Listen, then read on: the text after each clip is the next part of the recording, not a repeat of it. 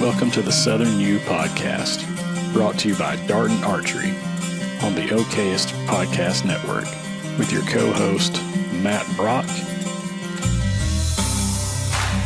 Jeremy Ferguson, and Taylor McMurtry.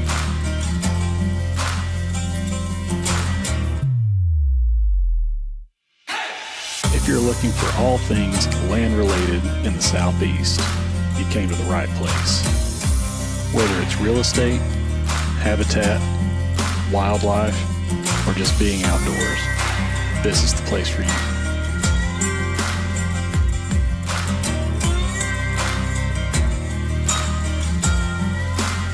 Welcome to the Southern U.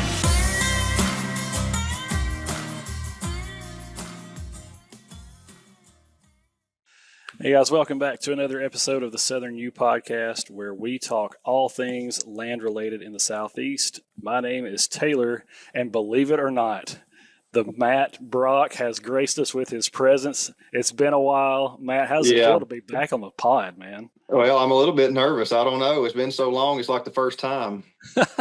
Notice that little, the blurred background right there. It's almost like angelic. It's just like he's just like, he's graced us with his presence yet again. So well, I'm glad to be here. It has been a while. Yeah, well, and we're glad to have you back too. People are starting to ask questions like, "Man, is Matt dead? What'd y'all do to him? Why is he not on the pod anymore?"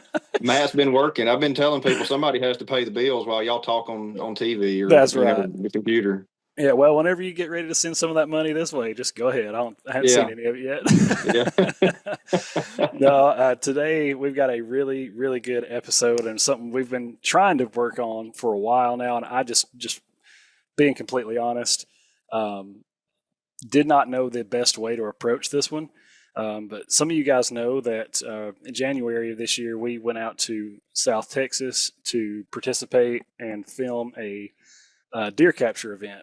And we put out some videos of us actually, kind of doing some scenic tours and shooting some blue quail and bobwhites and stuff like that. But we didn't actually put out the video for the whole reason why we went on the trip.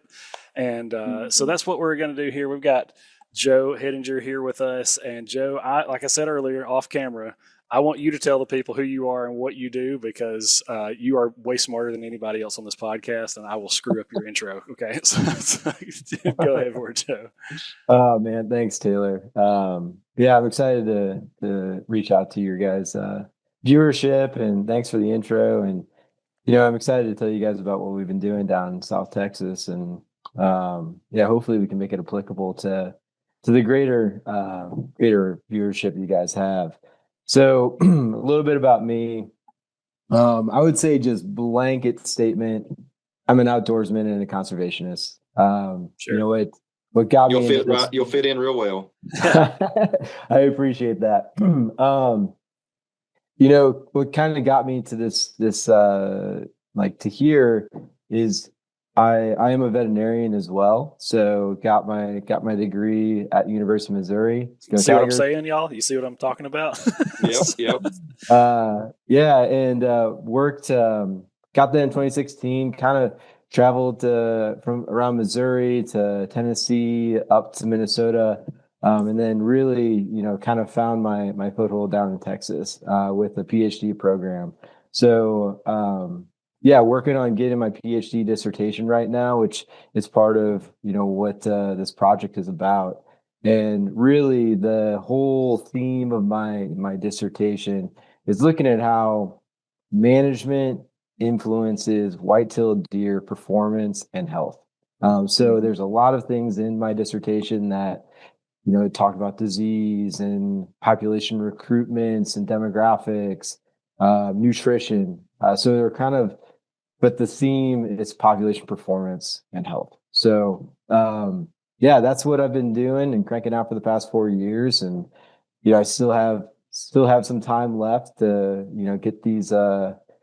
get some of these projects wrapped up. And, the one that we're going to be talking about today, I'm just very fortunate to be a part of it and to, be able to hand off the torch to, the master student that we just hired, and happy to talk to you guys about what we've been doing. So Is that an appropriate intro, Taylor? Is That that is kind of what much better than I would have done. I would have stopped when I said, I know he's a vet and he does lots and lots of other things, but I don't know. He won't let him tell you. So, yeah, absolutely. And guys, before we jump into that, because I know that you are interested in this, and we're going to get into kind of the details of what this project was about and kind of its not just its origin, but I guess what maybe its implications could be, depending on what the findings are. I do want to take just a second and do a sponsor shout out. As hunting season is nearing, we are getting closer and closer to opening day here in Alabama. Some of you other states have already been in the woods, but for us, we got about a month or so until we kick things off around here. I do want to give a shout out to Tethered. You guys hear us talk about them a lot. Tree saddle company based out of Columbia, Tennessee. And there's so much more than that for us and for a lot of outdoorsmen. They have, I hate using this word, y'all. It kind of makes me want to throw up. But in all honesty, they really have kind of changed the game a little bit with some of their climbing methods and some of the methods and products that they've developed to just make you a little bit more efficient, go farther, stay longer, and hunt harder. Those type things. I think their motto is high speed, low drag. They want to make it so that things are much easier and more efficient for you to get in the woods and get to your spot. And I think they're running like some preseason sale type things right now. So go check out tethered.com. You can check out anything from climbing sticks to their new saddles. And they've got just a lot of different things. One of my favorite products of theirs right now that I want to check out, hopefully I can get one in my hand before the opening day gets here, but they have something called a saber. It's a folding tree saw. And basically, it functions just like a normal saw would, but it also allows you to cut down a small branch, a small stick of some kind, and then attach it to that stick that you just cut down, and now it becomes a pole saw. And so it kind of lets you, cut out some limbs and stuff like that. So shout out to Tethered. We certainly appreciate you guys helping us out on the podcast, and I think you guys would be well served if you were to get some of their products and give them a test run. But having said that, did we lose Matt, Joe? Is he gone? I don't know what happened. Yeah, it looks like it for just maybe a little bit. I'm sure he'll pop back on. Yeah, he did grace us with his presence. I guess that's all we get today. He's going to leave us, but yeah, we'll jump in. Oh, there he is. He's trying to get back in the chat here. See if we can get him back. Hey, there he is. Man, I don't know what happened. I had a call come in and I went to get off the call or delete the call, and you're looking at the results. Gotcha. We're back in, man. All right, so Joe, I guess we'll jump in here with this kind of first question. Can you explain with this particular project? You don't have to give away necessarily locations. I don't know if that stuff is meant to be kept, under lock and key, but we know it's in Texas. And can you just kind of give us, I guess, a little bit of a rundown of what was the reasoning for or the idea behind this specific research project, and what is it looking at? Yeah, sure. Well, to kind of, to your first point of, can we disclose the location, all that? Well, the thing is that the landowner that or the foundation that funds this project, their legacy is research. So it's at the Faith Ranch, which is located, in the Golden Triangle of South Texas, which is for your viewers, kind of between Laredo and Eagle Pass, kind of along the border. It's in the Wild Horse Desert, it's brush country. It's a beautiful area, but truly, like the foundation, Faith Ranch. Once again, like they are just incredible people that want to improve populations and get to understanding mechanisms that we can use to inform management. So that's what this project's about. And then, they work with the Cesar Kleberg Wildlife Research Institute, which I'm a part of, and we do the research. So that's kind of how it gets started. In terms of the project itself, The thing that we're investigating is, all right, how does the type of nutritional supplementation and then the timing of nutritional supplementation influence performance? So, nutritional supplementation is kind of, it depends on the state and legal or, state requirements or what's available. But realistically, nutritional supplementation, habitat improvements, they're all kind of one and the same. So, how can we improve the condition of the population? So Joe, can I stop you just for a second? Just for clarification for our viewers. So by performance, you mean body condition, reproductive rates, antler growth, increases in all of those factors.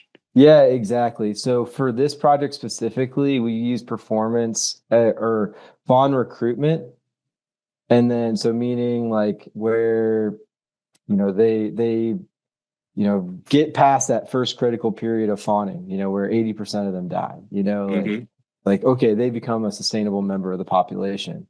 And then doe metrics, so fawn to doe ratios, or exactly body size, rump fat measurements. So how much fat are those does putting on?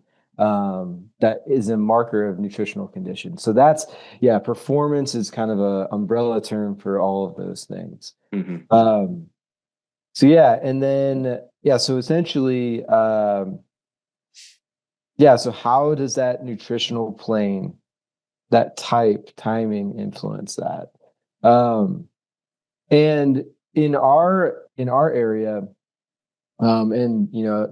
there's two options. The big one that most people think about in terms of supplemental nutrition is a pelleted feed. So, something that you just get from the feed mill or whatever that has anywhere from 16 to 22% protein.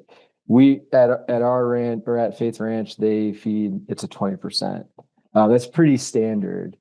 And the thing with protein feed though is that it's a little bit more like, if you're doing the cost per ton, it's an expensive thing. But the bigger issue is that, man, do the non-targets love it? Like javelina, wild pig, right? I mean, raccoons, everything that's got just a single stomach is like protein feed. And so non-target species is a problem. So they love to swarm the feeders. But then also, protein feed to store it. I mean, I don't know if you guys have been around pelleted feed when it gets wet, but I mean, it's gross. It just it degrades. I mean, it just becomes a mush. And it's extremely difficult to keep in storage in the Southeast because our humidity is so high. Exactly. Yeah. I mean, where we're at in kind of in the Wild Horse Desert, it's a little bit drier, but we do get that humidity. We get these like crazy rainstorms and stuff. So it needs to be kept in, pretty like a good silo, like it's got to be kept out of the environment. So that issue lends to the other option, which is cottonseed. So whole cottonseed, it's a byproduct of cotton. So when the fields turn white, they get the tillers out and everything, and collect all of that cotton, and then there's a byproduct of the seed. And that seed is it's like kind of like a superfood. It's got 22% protein, super high in fat, all these vitamins and minerals, just as a byproduct of cotton. Costs, it is a little bit cheaper than protein, but I would not say it's like the determining factor of why you should be using it, because it's kind of a wash. Okay. The really important thing about cottonseed is that it is incredibly resilient to the environment. Like, you can just keep it outside, put a tarp over it, and it's going to be fine. It's not going to degrade. It's not going to mold. It's awesome. So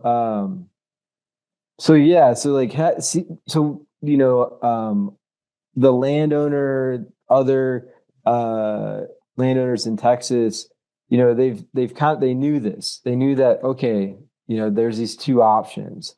The other positive of cottonseed is that monogastrics really don't eat it. So meaning like the pigs, the javelina, the raccoons, because it makes them feel sick. Like they literally can't process it.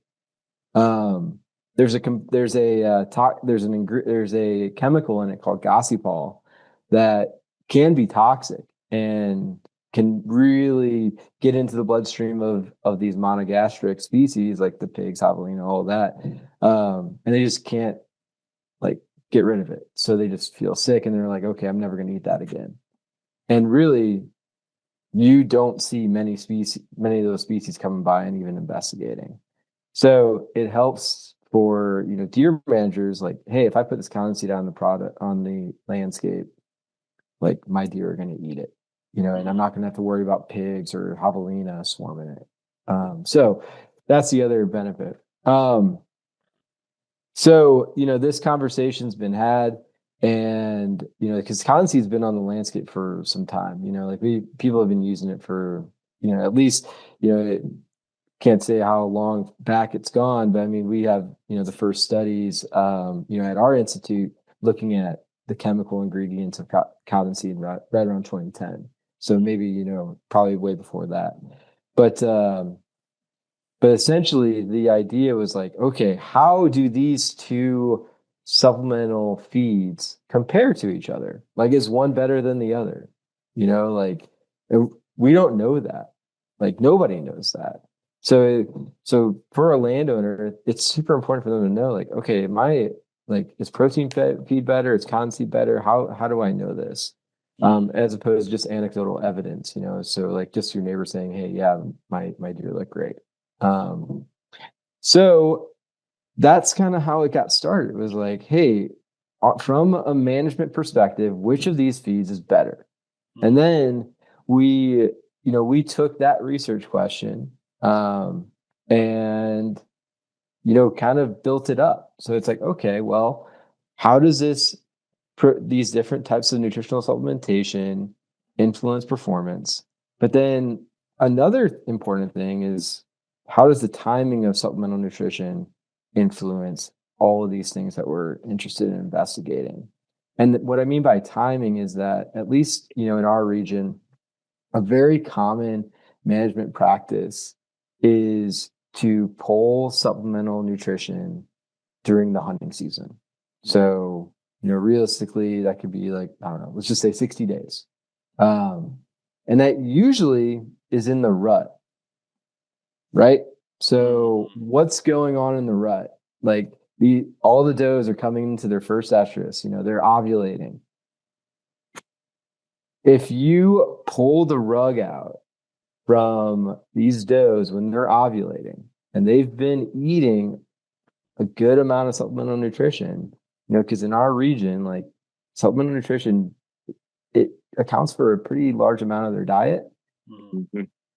You go from having, I don't know, I'm just going to ballpark, but let's just say 1,000 calories a day that you're used to getting from the feeder to having to, whoa, like, am I eating browse now? Like, what's happening here? And getting that rug pulled out from them, man, you can essentially shut down ovulation with that. So what we are interested in with timing is, when we pull that rug out, how does that influence their ovulation, and then their body size, how they nurse their fawn, like, how they and ultimately what the fawn recruitment looks like in the summer, or fawn crop looks like in the summer. So, and that's not known. And really, like, the reason why we pull feed during that time is to increase hunter visibility, because I mean, it's brushy down here. Like we're hunting senderos, it's not like we're up in, the oak trees or pine trees or anything like that to, get our hunting lanes. I mean, we're in brush. So, it's really important that we can increase that visibility, of these deer so they're not just, sleeping in the brush. I have a question for you, Joe. have y'all encountered any issues conditioning the deer to take cottonseed? I know sometimes in the Southeast, we've had issues getting deer to, either just use feeders or transition to a new feed type. Has that been an issue? Yeah. So, that is a problem. That is obviously something you need to consider when transitioning from a protein pellet to cottonseed. Absolutely, because the way that they eat the cottonseed, it needs to be kept in these certain types of baskets, and the basket is just like some, I don't know, like chicken wire, basically, that you make a cylinder. And I don't know, it's about like probably 4 feet tall, 4.5 feet tall. And they have to kind of punch it with their mouth and then, browse it. Like because most of their browsers are using their lips. But what it takes is one brave individual to really show the rest of them how to do it. Right. Yeah. So there is that you have to consider that. Now, do they figure it out? Absolutely. Did we see any effects of cottonseed on nutrition, on nutritional condition? Not to fully get into results because we don't really have them yet. Like, this is a 4-year project. The data that we do have was to set our baseline. So when we had our first capture that you guys came out on, those deer were on those treatments, so cottonseed, protein, whatever, from March to January.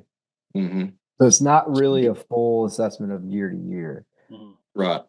However, with that being said, summary statistics did not show a difference at that point in terms of rump fat, body weight. So, to the concern of, okay, did these individuals have reduced, did they have a decrease in performance or, body weight, rump fat as a function of just putting them on that feed? We did not detect that, in January. Potentially, there was a little bit of a learning curve, in the beginning. Absolutely. Right. But when we populated the treatments, we populated them randomly from across the entire ranch, and there was already supplemental feed on the ranch, or there was already some cottonseed on the ranch. So I think we had some of those brave individuals to figure it out. Right. Okay. Yeah. Gotcha. Did I answer your question? Yes. Okay. Well, okay, yeah, and I've got one too here. I know that you guys have a system for the deer capture event itself. And by the way, great job. I mean, not that any of us really have had a chance to see that up close, but that was certainly my first experience. And it seemed like, I don't know, maybe you can say, oh man, that was chaos. But on our end, it looked like it was extremely organized and very well put together. So, but I mean, everything from, you got helicopters buzzing around, shooting net guns, and then you have, I don't know what you call those guys, cowboys, wranglers, whatever, on a 4-wheeler that capture, tie up the deer and bring them to your table. Once that deer gets placed on a table, can you tell us what data was collected from that point before the deer is then released again? For sure. Absolutely. Because there was a lot going on. Yeah. Well, I really appreciate that, that acknowledgement. Like, we definitely, I mean, we do a lot of deer research down here. We handle a lot of deer in a year. So it's just a testament to the people that trained us. And just we have a really great model. So, so essentially, when the wranglers come in with that deer, the priority is getting those samples, getting the research, getting everything that we're interested in, like recorded, and get that deer out. Like, minimizing that time that deer is on the table is critical, because the longer it's on there, the more that we're handling it, the more stress it's going to have, the more likely it's going to have a capture related mortality. So like a capture myopathy. So super important that we are always keeping check on the health of the deer while it's there. So the reason why I bring that up is because the first thing that we do when that deer is on the table, obviously, prior to that, let me just kind of back up. All the deer are going to be hobbled, just so your viewership kind of understands what's happening.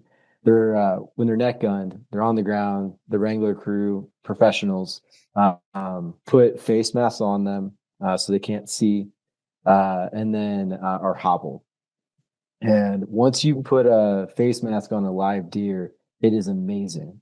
I know not many people have witnessed this, but I mean, I have seen they just go to sleep.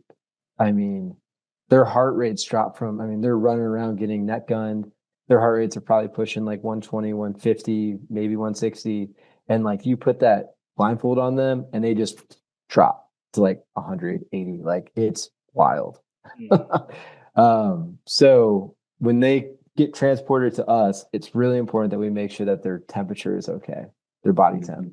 So we get a temperature immediately while everybody's getting their hands on them. If that temperature is out of the limit for what we would consider safe, we apply cold towels and we give a cold water enema, and that drops that temperature immediately. And so that's the first thing that we check.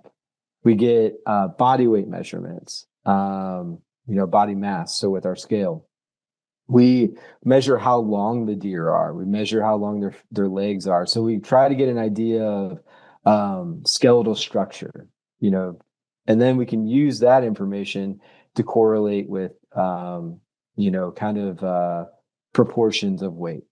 But and then we're obviously drawing blood because we have a lot of hormones that we're interested in with this study. So we're interested in the percentage of or the concentrations of gossypol, which, like I said, that's that chemical that's in cottonseed. We're interested in understanding their stress hormones, so cortisol. How does the effective treatment influence their stress hormones? And then also an energetic hormone called the thyroid hormone to see, okay, is there any effect on the metabolism associated with our treatments? We can look at estradiol, which is obviously a sex hormone that can be manipulated or affected by gossypol and cottonseed. So that's kind of all on the blood side.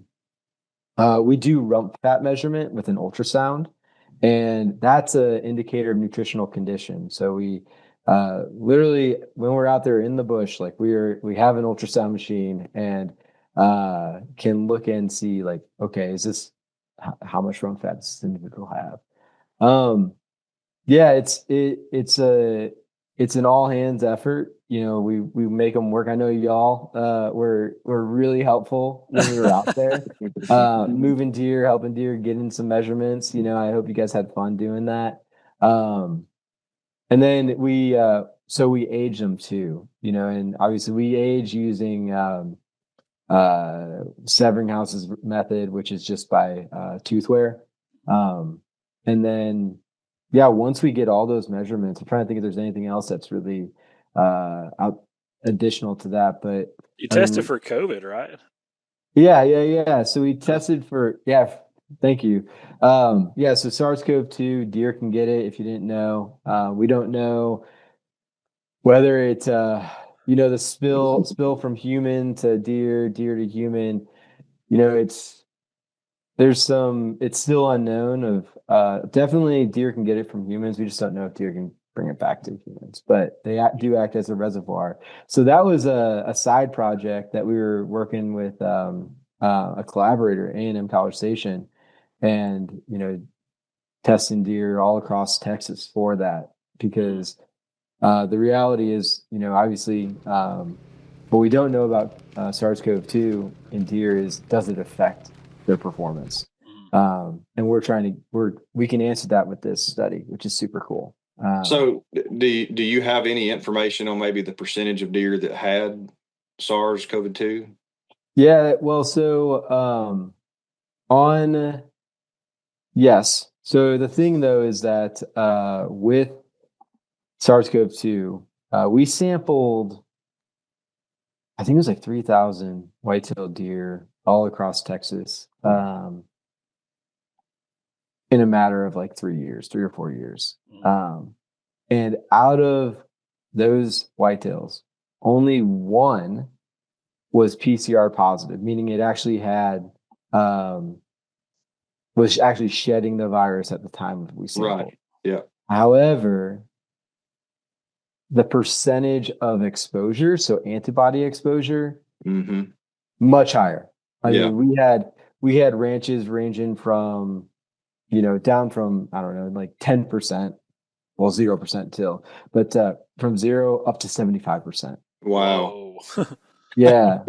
And but what we learned from that was that the actual intensity of management, so whether you were a deer breeder operation or wild free ranging, low Mm-hmm. fence, no supplemental feed, it didn't matter. Mm-hmm. So, yeah, I mean, it was just a very interesting finding that prevalence was not predicted by deer management intensity. Gotcha. So that's what we found. And then, on the ranch at Faith, the prevalences were all over the place because Mm-hmm. they have multiple it's a very large ranch. Mm-hmm. But because we do so much research, we subdivide multiple different pastures for Right. research, hunting, all that sort of stuff. So depending upon the pasture, the prevalences range. It was kind of cool. Yeah, it was, Yeah. in the spot where there's very little human activity and the deer are just hanging out with the cattle, it's yeah, they were very low, Mm-hmm. so it's incredible. It's all over the place, and we don't know what actually drives that prevalence. Mm-hmm. We're trying to get at it, though. That's Yeah, interesting. for Yeah. sure. Yeah, I knew when the deer hit the table, it was like everybody had a job. Everybody was pulling some sort of sample, doing something, measuring, testing something, and then that deer was off the table very quickly. So I was just like, man, there's a whole lot going on. I'm not gonna. I think one time I even asked Joe, like, hey, so what are you doing right here? And you're like, dude, I can't right now. I got stuff to do. Talk to me later. And like, my bad. Oh It's man. It was a fun time. The only yes, only regret I have is I injured my back the that day just before we did the majority of capture, and good night, y'all. It was rough, but yes. still had a great time. Oh yeah, it Man, was. It was awesome. Matt Uh, says that, but he was lifting pretty much every deer off the table and getting it into, getting it released. So, yeah. um, who your other buddy broke his hand though, right? Oh, Jeremy, yeah, Jeremy. he Yeah, nearly, yeah, with the trailer. I think the trailer door slammed on his it hand. did. It was the top load, or the door slammed down, and yeah, it got his Um, hand. But yeah, I don't think it broke, but yeah, it was it was everybody was It, down. He had like a crazy migraine the day before yep. too, or something like that too. uh, So I was like the only person who like didn't injure themselves on that trip. So Yeah. I mean, we caught something like 170 deer and yeah, processed them in a day. So Yes. yes, it was not a light load by any sense of the word. Like you guys were incredibly helpful in that process of getting deer in and out. Well, So we enjoyed it. We really enjoyed it. um, Joe, I guess I got another one here. Just this is just your own personal opinion here, but like, what is your initial just hypothesis of the findings from this? I know that you said that you don't have the research, we don't have the findings yet. This is a 4-year, 5-year project, but just kind of in your gut feeling, what do you think? What can you estimate the findings might be when it comes to the cottonseed?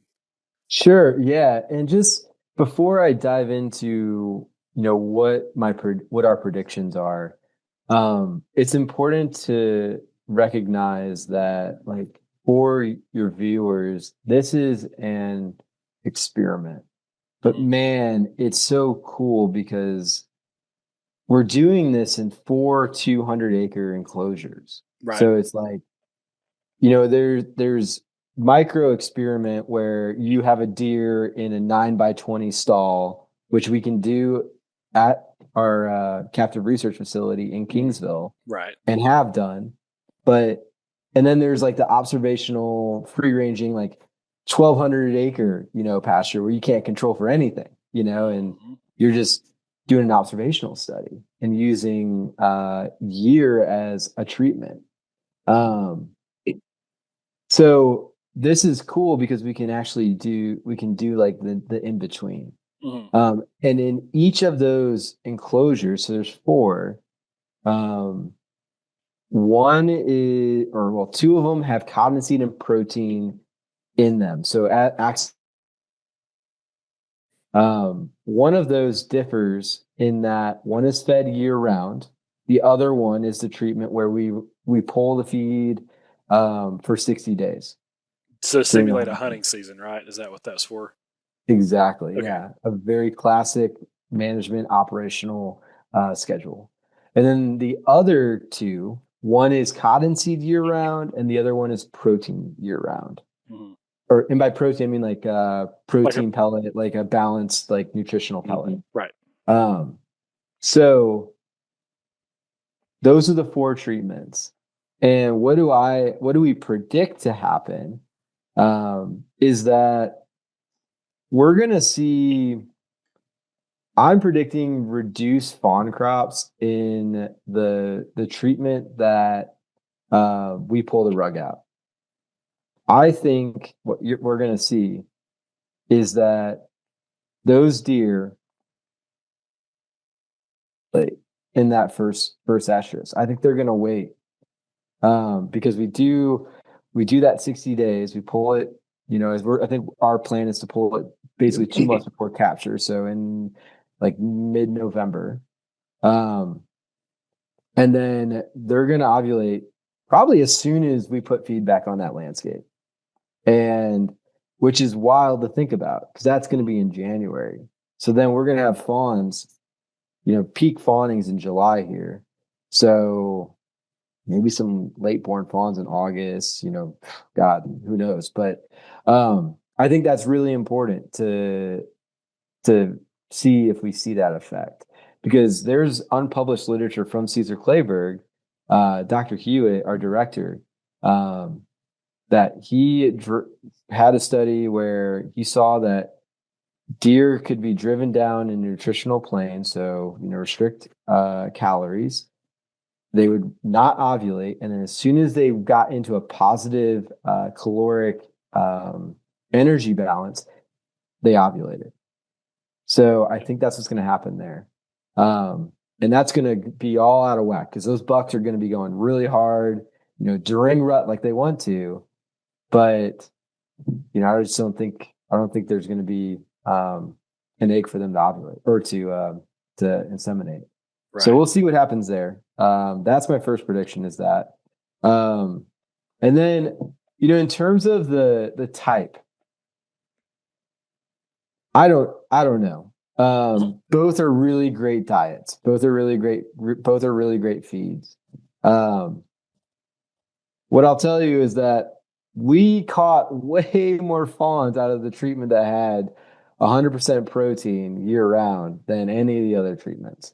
Okay. And then, so we saw way more fawns in there. And that's anecdotal. We haven't really statistically evaluated that with our camera data, but man, there's a lot more fawns in that one enclosure. So obviously it's hard to get out. I don't want to get out over my skis with it just yet because they weren't on that treatment year round.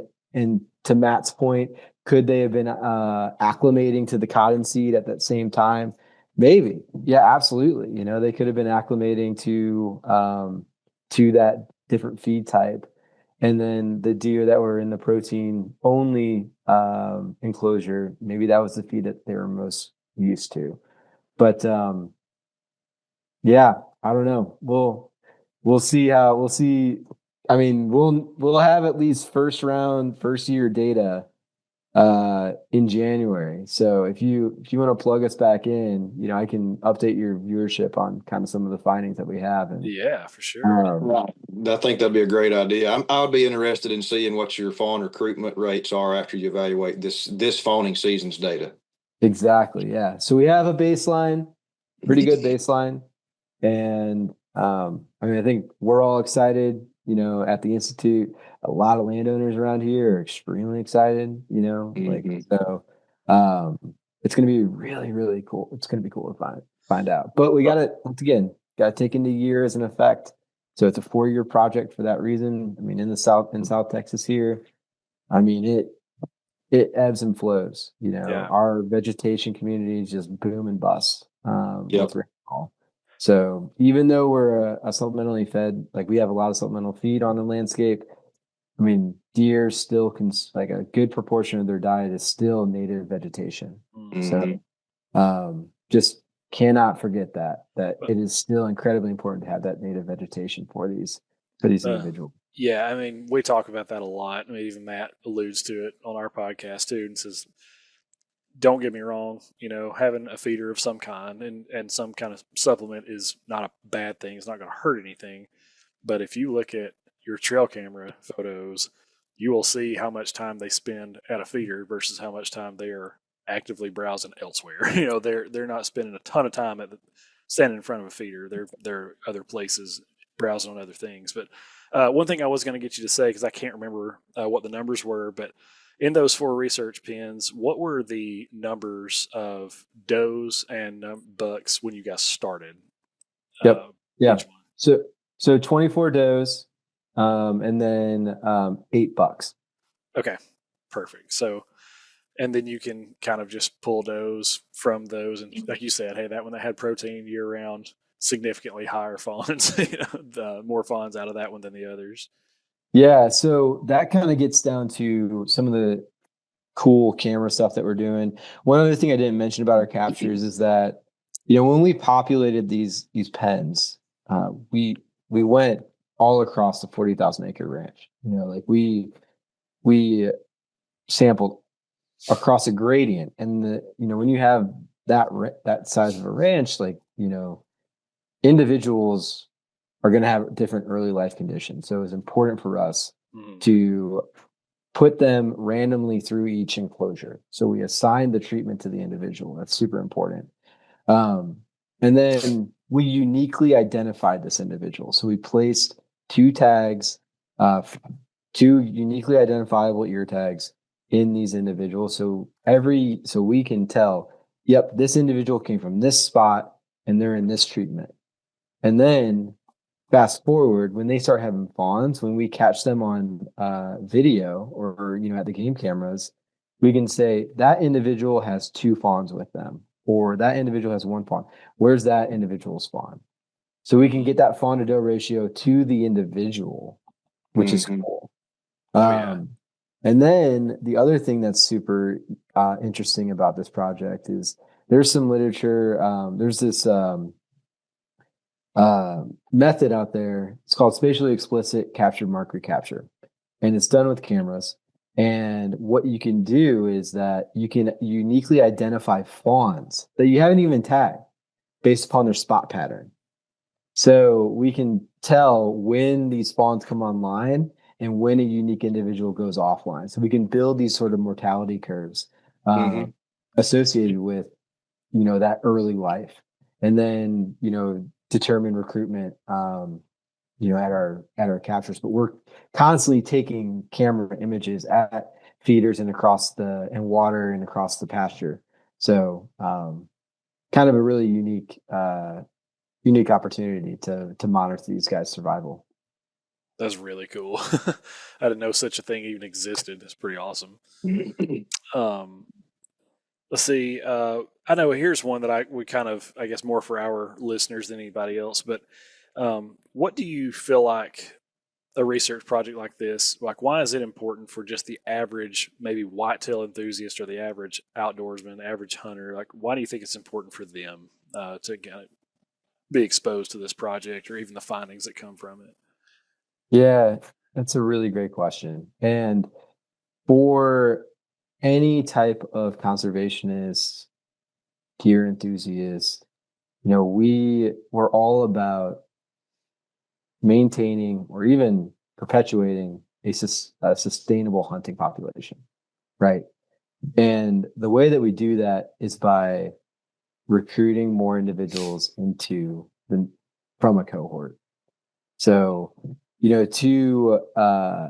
what we are manipulating, it can be transferable across other management regimes, other states. You just have to put in what that management's going to be. So we're manipulating supplemental nutrition, but man, I mean, it could be, silviculture, clear cutting, it could be, I don't know, your food plots and making sure that those are up and running. It could be, you name it, whatever however you can manipulate either pulse resources or improve the nutritional availability on the landscape. This project is directly transferable to it. And what we're going to identify is how two different types can shift that. And then the other important thing is the timing piece. So temporal availability of a nutritional resource. So for us, I mean, when you remove that nutritional resource, we'll be able to identify if there is any type of population consequence associated with it. Insert whatever that could be in for y'all. I mean, I would imagine habitat fragmentation, or actually I know habitat fragmentation is a huge issue for y'all, and neighborhoods going up and moving deer and pulling them away from continuous or contiguous lands. So I think that is a fundamental importance. The other thing that I really, I brought up initially was, hey, how do we inform management? And the way that we do it is through understanding mechanisms. Mm-hmm. So if we can get the mechanism that's driving the fawn recruitment, doe performance, then we can apply that mechanism across the entire all states. Yeah. But we need to identify that mechanism first.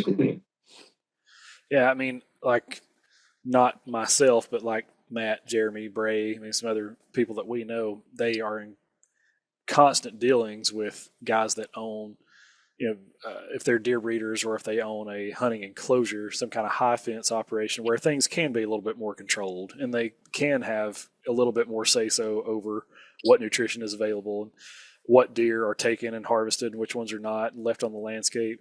I mean, I feel like everything that you're saying, just about like, hey, it may not be a direct difference in the cost of these things. They're, it's basically going to be a wash.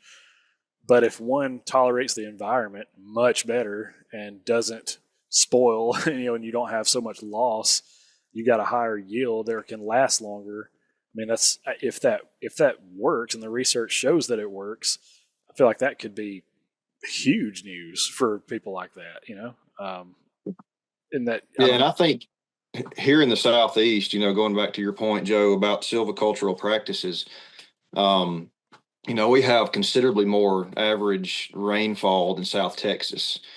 Stuff grows in Alabama, Mississippi, Tennessee, Georgia. We have a lot of closed canopy hardwood and upland pine systems now. And, with the timber markets the way that they are, that's not helping either with getting people to, conduct silvicultural practices.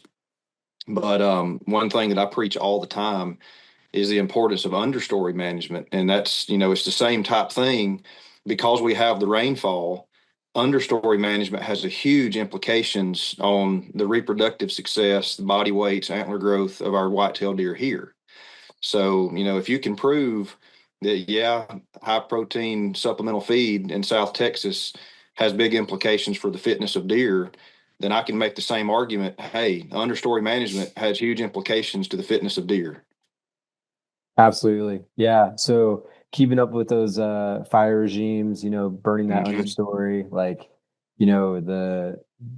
getting very aware of what the best fire return interval is going to be, Mm-hmm. to really provide, I mean, first off, obviously that really high valuable, highly nutritious browse, but then Mm-hmm. also like great fawning, uh, yeah, great fawning habitat. So, Yep. Yep. that's just, yeah, incredible. So yeah, good, really great point. It's cool. Well, I know we're getting short on time here, Joe. I don't want to keep you any longer. Is there anything as far as research or any other projects that you have, maybe in addition to this one, or maybe completely unrelated, that you guys have coming up that you might want our listeners to know about, or something that you want for them to be on the lookout for? Yeah, I mean, gosh, there's so we're always coming out with some really cool stuff. So our lab specifically, we have a project sponsor, the East Foundation. They're an incredible foundation, and we've got this long-term data set that we've been doing annual fall captures with. And then we've also been doing a spring capture with. So one of my colleagues has this awesome coyote fawn survival study that is going on, and he's going to be finishing up pretty soon next spring. So, he's been presenting at different conferences with some of those findings. So look forward to some of those results. I mean, I'm sure you would love to talk with your readership about it, or your viewership about it. Um, so I had a thermal experiment that we did at our captive facility, um, that was manipulating the thermal condition and individual experience, and then monitored, the responses to a bunch of different things. That one's going to be coming out. I'm presenting that at a national conference in a couple of weeks, so that's a fun one. So there's always stuff coming out. The last thing that I want to leave you guys with would be, yeah, at this same ranch, we conducted a 15-year project that was looking at how the early life conditions of an individual influence their lifelong performance. Mm-hmm. And this is with adult males. So Mm-hmm. this is a study that, man, I mean, rivals some of the best, if not is the best study that has ever tracked uniquely identified wild free-ranging male deer throughout their lives. I think it was like something like 500 known age individuals caught at birth or that first year of life, and then accounting for nearly 3,000 to 4,000 capture histories. So Jeez. Wow. yeah, imagine that. So, Mm-hmm. and what we were looking at was, antler size, body size, stress hormones, those types of things. And that project, I mean, I'm writing that up. I mean, really, like, a lot of people were involved in that project, and I'm just fortunate to be able to, help, write some of those findings and bring that to the table. So So, that's going to be. Joe, please tell me that the condition in which a fawn hits the dirt has implications on its development throughout its entire lifetime. That's right. Yeah, exactly. Okay, Yeah. So, that's yep. So early life conditions are critical. so. Are Uh, y'all looking? Is this one of the studies that's looking at epigenetics and the triggers that may be influenced early on in development? exactly. Yeah. Okay, Yeah. good. I'm Yep. looking forward to that. Yeah. It's awesome. It's really that's the project that got me down here. So, Yeah. and obviously, Matt Moore was the Yeah. biologist at Faith, critical for that. And I mean, he had that project running way before I got here. So yeah. And once again, you're standing on the shoulders of giants kind of thing. So Hmm. very, very happy to be a part of that project and Well, bring that I'm out to glad that people. I'm glad you mentioned that project, the 15-year project, because when we were putting out videos from when we had a chance to do a little bit of hunting and stuff like that. Trying to explain to our viewers, like, man, you guys are shooting, deer in a pen. There's tags in their ears, and they're like, there's no fences here, man. Like, this was, Matt, the way he explained it was, if you see tags in deer in certain parts of the ranch, where we were at, he said, these are just deer that are left over. These are deer that just happen to, the research is, the project is over. It's been conducted, but it doesn't mean every deer is just off the landscape. The deer is still here. And so that's what people were seeing in some of the videos we were posting. And boy, we were getting roasted. And they're like, hey, like they're free ranging wild deer. They just happen to have a tag where they've been tagged and released. But yeah, I'm glad you brought that up, because that is amazing though. 3,000 to 4,000 captures is unbelievable. Yep. That's no small feat. No. Well, Joe, man, listen, I know I don't want to rush things, but I know you guys have stuff going on today, but I really appreciate you taking time this morning. You guys don't know this, but we filmed this at like 9 o'clock this morning. So most people are at work doing stuff that makes them money, but he took some time out of his day to share with us. So Joe, I really appreciate it. And sorry if we got in your way when we were trying to run around with cameras and stuff like that during the capture event, but we had a blast, and appreciate you being on. Yeah, of course. Thank you for the opportunity to share what we're doing down here, and really appreciate really appreciate y'all. Yeah, and if you have links to any of the findings, or if you have articles or anything that came from any of these projects, shoot them to me whenever we post the episode. I'll be sure to include the link so our listeners can find those too and check them out. All right, very cool, awesome, and we'll try to sync up in January again. And sounds great. What we're Absolutely. Seeing. And last thing I'll say, guys, thank you so much for watching. And we have seen a surge in our Facebook following. We have seen a surge in our TikTok following and stuff. So everything is trending in the right direction. All that we would ask for you to do is just to continue supporting us. If you would share, like, comment, subscribe, send us DMs, all the things. Invite a friend, send us link to somebody, that one of your hunting buddies, whatever. It means a ton to us, and we want to keep doing this. We want to continue to provide this type of content for you, and it's easier to do that when we get a little bit of money to be compensated for it. It's hard to do it when you don't make anything. So we really appreciate that. And our big announcement that we have talked about what seems like forever, I'm just going to go ahead and put the date out there. Opening day in Alabama is the October 15th. It's not, last year it was the 14th, but it's the 15th this year. Correct, Matt? Yeah, I think so. I'm going on the 15th anyway. Yeah, we'll see what happens. Matt's going on the 15th. But yeah, October 15th is opening day. It is also our 2-year birthday. The podcast will be 2 years old at that point. And that is when we are launching our big idea, our big project that we have been working on for the better part of a year now. And we cannot wait to share that with you. We're almost done with it. We're getting closer day by day. And as soon as that happens, you're going to know about it. But I'm just going to put the date out there. We have a hard deadline now. Be on the lookout October 15th when you're in the woods trying to drag deer out of the woods and, shooting the bull with your buddies. Check out what we've got going on. We'll let you know about it. But thank you again for watching. Thank you for supporting us. Really appreciate you, Joe. And we will see you guys. Joe. We will see you guys on the next one. Peace.